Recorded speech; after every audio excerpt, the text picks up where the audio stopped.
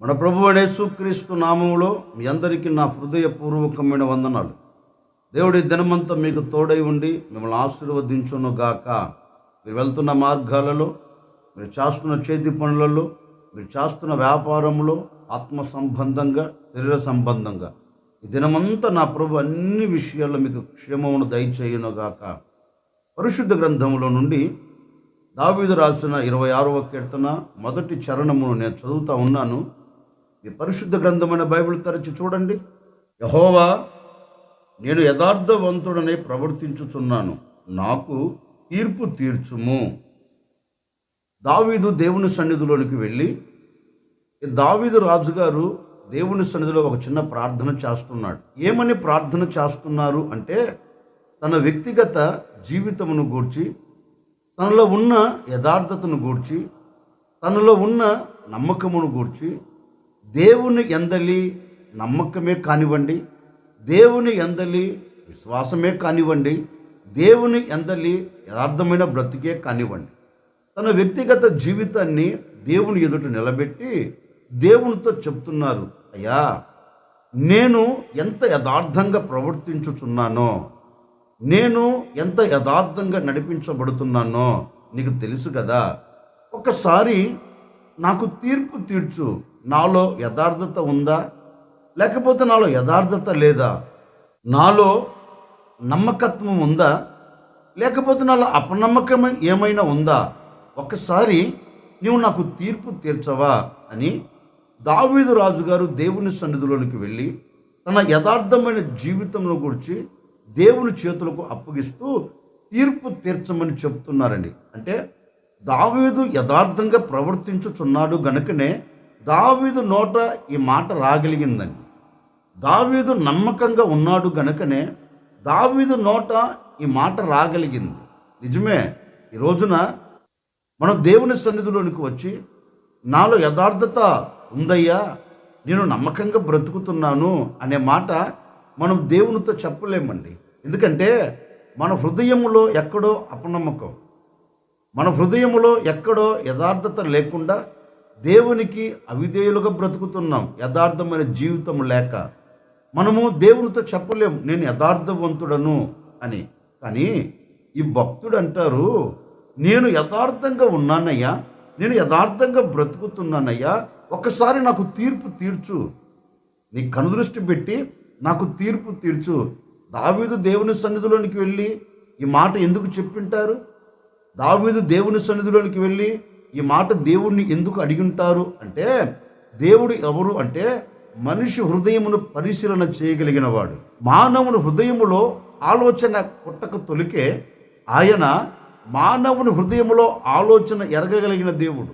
అందుకే దావీదుకు తెలుసు, నా హృదయమును పరీక్షించగలిగిన దేవుడు ఉన్నారు, నా హృదయమును పరిశోధించగలిగిన దేవుడు ఉన్నారు, నా హృదయములో యథార్థమైన బ్రతుకు ఉందా, యథార్థమైన జీవితము లేదా దాన్ని గమనించగలిగిన దేవుడు ఉన్నారు. మానవుడు నా హృదయాన్ని గమనించకపోవచ్చు, మనిషి నా హృదయమును గురించి తెలియకపోవచ్చు, కానీ నా హృదయములో ఆలోచన పుడుతున్న ఆలోచన ఎరగగలిగిన దేవుడు ఉన్నాడు అని దేవుని యొద్దకు వెళ్ళి దేవుని సన్నిధిలో అడుగుతున్నాడు. నేను అనే మాట, దావీదు రాజు కదా, మనుషులు అందరి ఎదుట యథార్థంగా బ్రతకవచ్చు, మనుషులందరి ఎదుట నమ్మకంగా ఉన్నానని నటించవచ్చు. కానీ దావీదుకు తెలుసండి, నేను మానవులను మోసం చేయొచ్చు, నా ఎదుట నిలబడిన వ్యక్తులను నేను మోసం చేయవచ్చు, నేను యథార్థంగా, నేను నమ్మకంగా, నేను దేవుని యందు విశ్వాసంతో ఉన్నానని ఎదుటి వ్యక్తులు మోసం చేయొచ్చు, కానీ నేను దేవునిని మోసం చేయలేను కదా అని దావీదు దేవుని సన్నిధిలోనికి వెళ్ళి దేవునితో చెప్తున్నారు. ఒక్కసారి నా యథార్థత విషయంలో ఆలోచించయ్యా, నేను ఎంత యథార్థంగా ప్రవర్తించుచున్నానో నీకు తెలుసు కదా, నాకు తీర్పు తీర్చవా అంటున్నాడు దావీదు. దేవుని హృదయంలో కూడా ఉన్న ఆశ ఏంటంటే, నా చేతులతో చేయబడిన వారు, నా పోలికలో తయారు చేయబడిన వ్యక్తులు నేను యథార్థంగా బ్రతికినట్లుగా, నేను యథార్థంగా జీవించినట్లుగా నా పోలికలో తయారు చేయబడిన ఈ మానవులు యథార్థంగా బ్రతకాలని కోరుకునే దేవుడండి, యథార్థంగా జీవించాలని ఆశపడే దేవుడండి. మరి ఆ యథార్థంగా బ్రతకాలి అని కోరుకున్న ఆ దేవుని సన్నిధిలో, ఆ దేవుని ఎదుట మనం యథార్థంగా ఉన్నామా, లేకపోతే యథార్థతను విడిచి మనం ప్రవర్తిస్తున్నామా? నమ్మకంగా ఉన్నామా, లేకపోతే అపనమ్మకమైన జీవితంతో మన మనుగడ ముందుకు తీసుకుని వెళుతున్నామా? ఒక్కసారి ఆలోచించాలండి. ఎందుకని ఇంతకాలం మనం దేవునికి దూరమైపోతూ, ఇంతకాలం దేవుని సన్నిధిని ఆశ్రయిస్తున్నామని మనం ఆశ్రయిస్తూ మన బ్రతుకులో యథార్థత లేక బ్రతికి ఉన్నంత కాలం ఏ ఒక్క దీవెన మనం పొందుకోలేం. అందుకే దావీదు అంటారు, ఒక్కసారి నన్ను పరీక్షించయ్యా, నన్ను పరిశోధించు, నేను నీ సన్నిధిలో ఎంత యథార్థంగా ప్రవర్తించుచున్నానో నాకు తీర్పు తీర్చు అంటాడండి. నిజమే, ఒక వ్యక్తి దేవుని సన్నిధిలో యథార్థంగా ప్రవర్తిస్తే ఆ వ్యక్తికి ఏం కలుగుతుంది? దావీదు అంటాడు కదా, నేను యథార్థంగా ప్రవర్తించుతున్నాను అంటాడు. మరి ఒక వ్యక్తి దేవుని సన్నిధిలో యథార్థంగా ప్రవర్తిస్తే, యథార్థమైన బ్రతుకుతో నడిపించబడితే ఆ వ్యక్తికి కలిగే దీవెన ఏంటి? పరిశుద్ధ గ్రంథంలో నుండి రాజుల 2వ గ్రంథం 20వ అధ్యాయం 3వ వాక్యాన్ని నేను చదువుతూ ఉన్నాను. ఈ పరిశుద్ధ గ్రంథమైన బైబిల్ తెరిచి చూడండి.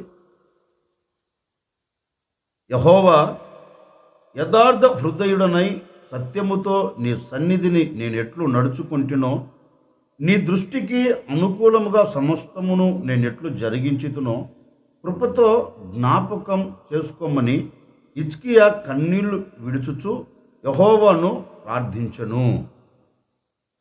దైవ సేవకుడు రాజైన హిజ్కియా యొద్దకు వచ్చి హిజ్కియాతో ఒక మాట అన్నాడు. రాజుగారు, దేవుడు చెప్పమన్నారు, నీకు మరణం సమీపంగా ఉందట, నీకు మరణకాలం దగ్గర పడింది, నువ్వు మరణించబోతున్నావు, దేవుడు చెప్పమన్నారు కనుక నేను నీ యొద్దకు వచ్చి చెప్తున్నాను అని దైవ సేవకుడు రాజుతో ఈ మాట చెప్పి తిరిగి వెళుతున్నాడండి. అంతలో రాజు అయిన హిజ్కియా చేసిన పని ఏంటంటే, తిన్నగా దేవుని సన్నిధిలోనికి వెళ్ళాడు.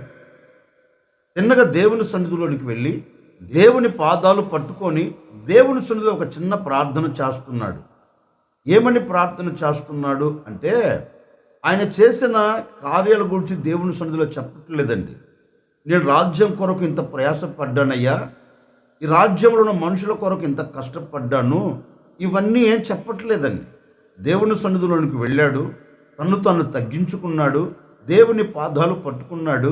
దేవుని పాదాలు పట్టుకొని దేవునితో ఒక శ్రేష్టమైన మాట చెబుతున్నాడు. అయ్యా, నేను బ్రతికిన దినాళ్ళు, నేను నీ సన్నిధిని ఆశ్రయించినది మొదలుకొని ఈ క్షణము వరకు, నేను నిన్ను నమ్ముకున్నది మొదలుకొని, నీ మీద ఆధారపడినది మొదలుకొని ఈ క్షణము వరకు నేను ఎంత యథార్థముగా ప్రవర్తించుచున్నానో సమస్తము నీకు తెలుసు కదా.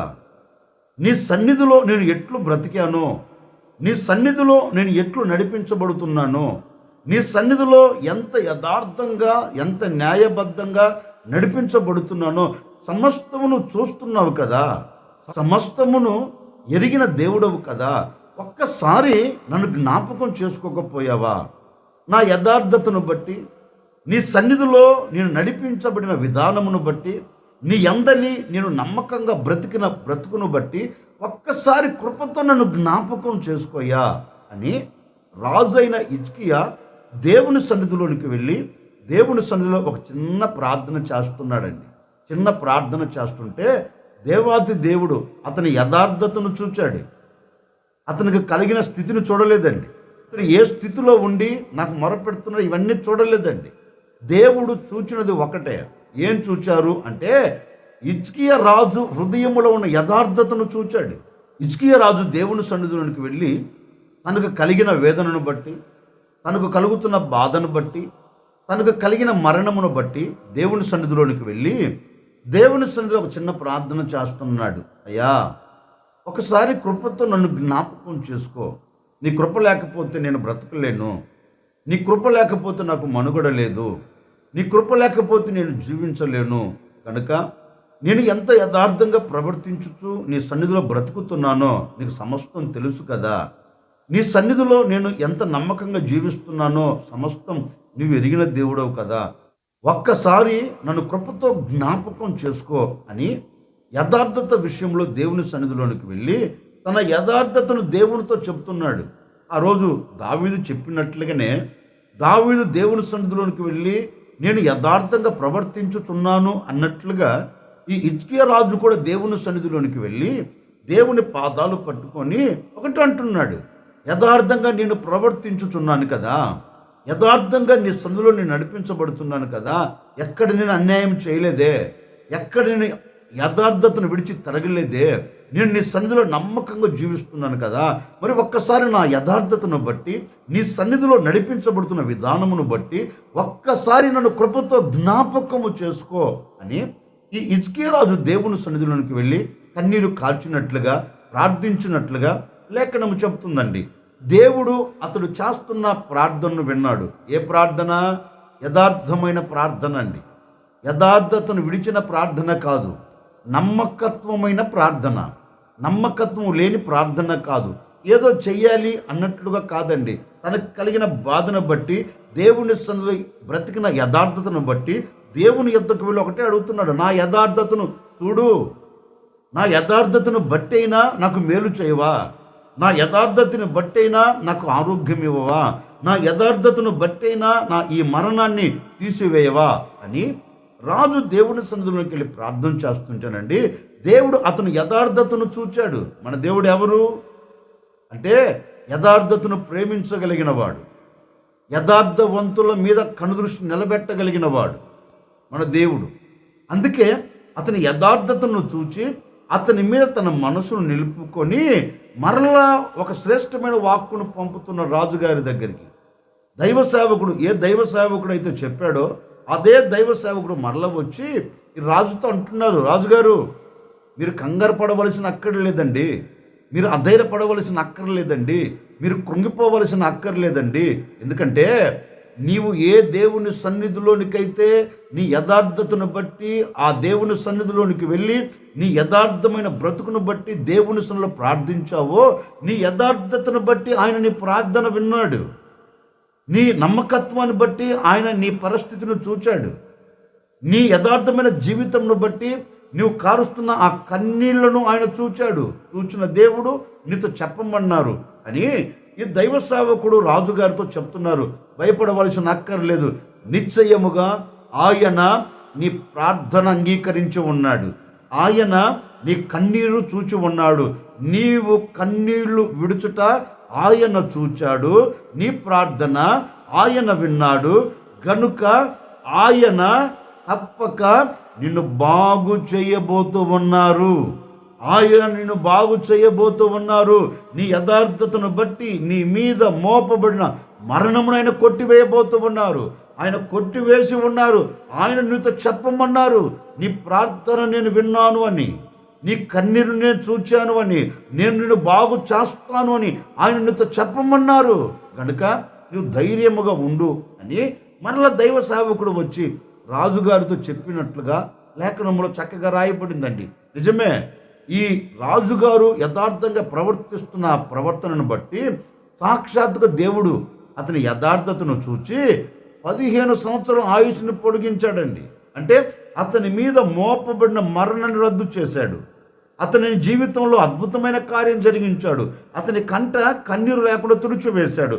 అతని హృదయంలో ఆనందాన్ని కలగచేశాడు. కారణం ఏంటి అంటే అతడు దేవుని సన్నిధిలో యథార్థంగా ప్రవర్తిస్తూ వస్తున్నందువలన దేవుడు అతనిని జ్ఞాపకము చేసుకొని అతని కంట కన్నీరు లేకుండా తుడిచివేశాడు.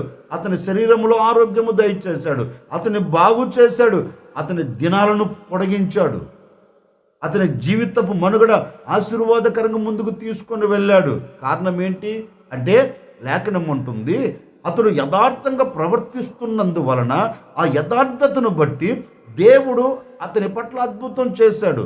ఓ సేవకుడిగా ఈ ఉదయకాల సమయంలో నేను కూడా మీతో చెప్పాలి అనుకున్న నా దేవుని సందేశం ఏంటి అంటే, బహుశా ఈ క్షణం వరకు, ఈ నిమిషం వరకు, ఈ మాటలు వింటున్న ఈ క్షణం వరకు ఒకవేళ నీవు యథార్థమైన బ్రతుకు లేక యథార్థతను విడిచి నమ్మకమైన జీవితము లేకుండా అపనమ్మకమైన బ్రతుకుతో ఊగిసలాడుతున్నావేమో నాకు తెలియదండి.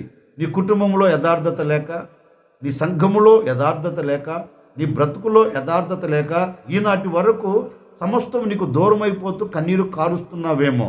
ఒక్కసారి ఆలోచించి ఈ దినము నీవు ఒక నిర్ణయం తీసుకొని నీవు దేవుని సన్నిధిలో యథార్థంగా నడిపించబడగలిగితే, నీవు దేవుని సన్నిధిలో యథార్థమైన వ్యక్తిగా నీవు ముందుకు సాగి వెళ్ళగలిగితే, నీ అపనమ్మకాన్ని తీసివేసుకొని నీ మనసు దేవుని మీద నిలుపుకొని నీవు దేవుని సన్నిధిలో యథార్థవంతుడిగా, నీవు దేవుని సన్నిధిలో యథార్థవంతురాలిగా నీవు అడుగులు వేయగలిగితే, ఈ క్షణం వరకు నువ్వు చూచిన కన్నీరు కావచ్చు, ఈ క్షణం వరకు నువ్వు చూచిన పరిస్థితులు కావచ్చు, ఈ క్షణం వరకు నువ్వు ఎదుర్కొంటున్న ఆటంకాలు కావచ్చు, ఈ క్షణం వరకు నువ్వు పడుతున్న ప్రయాసంలో కావచ్చు, ఏదైనా కావచ్చు.